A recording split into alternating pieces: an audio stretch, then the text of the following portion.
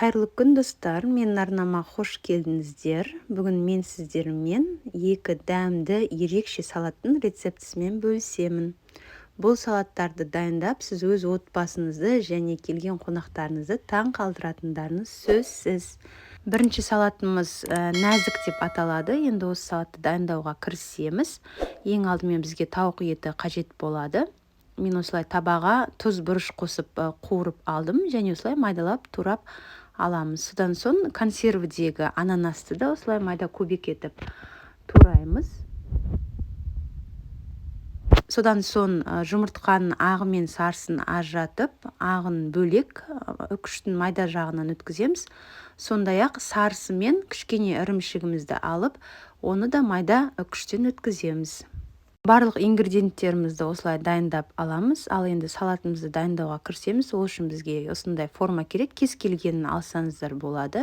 Бірінші қабатына тауық етін осылай тығыздап жайғастырып алғаннан кейін үстіне майонезімізді жағып шығамыз. Содан соң екінші қабатына біз кукурузды аламыз консервідегі. Оны салып болғаннан соң да майонезді жағып шығамыз.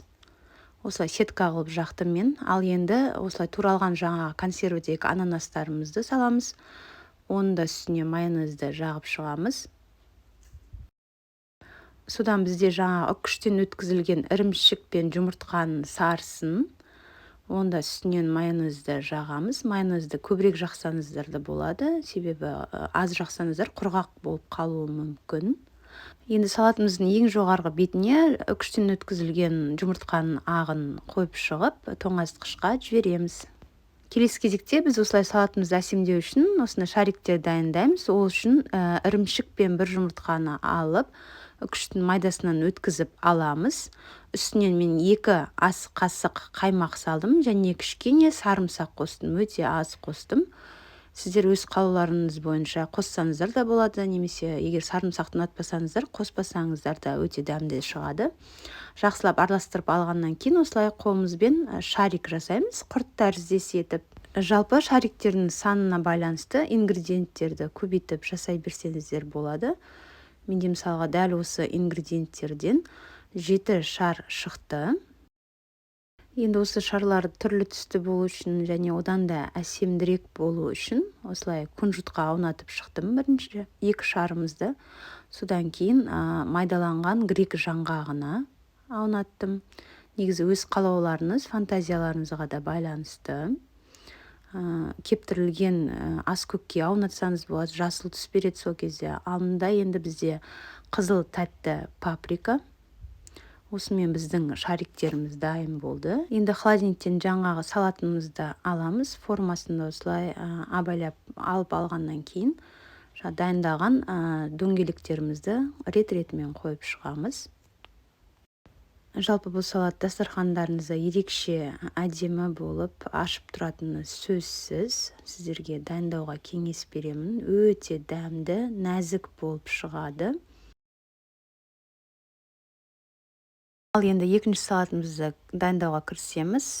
Қар бетіндегі моншақтар деп аталады. Ең алдымен тауық етімізді тұздалған суға пісіріп аламыз. Піскеннен кейін осылай майдалап кубик етіп тураймыз. Содан соң бізге тұздалған қияр керек болады. Оны да осылай майда етіп турап аламыз. Содан соң піскен сәбіз қажет болады. Оны да осылай 4 бұрышты майда кубик етіп тураймыз. Енді кезекте жұмыртқаны сарысы мен ағынан ажыратып аламыз толығымен. Жұмыртқаның ағын осылай үкіштің майда жағынан өткіземіз. Содан соң ірімшік пен сарысын да үкіштің майда жағынан өткіземіз бөлек. Енді оның үстіне майонез қосамыз және жақсылап араластырып аламыз.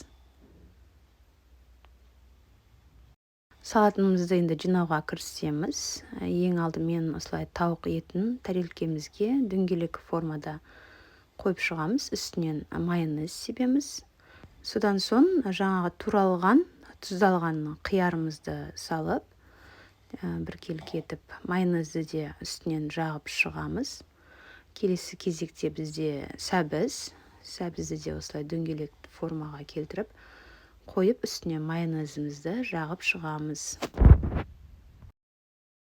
Енді кезекте жұмыртқаның сарысы мен ірімшік. Оған біз жаңа майонезді араластырып қойғанбыз. Осыны осылай дөңгелек етіп, тегістеп шығамыз.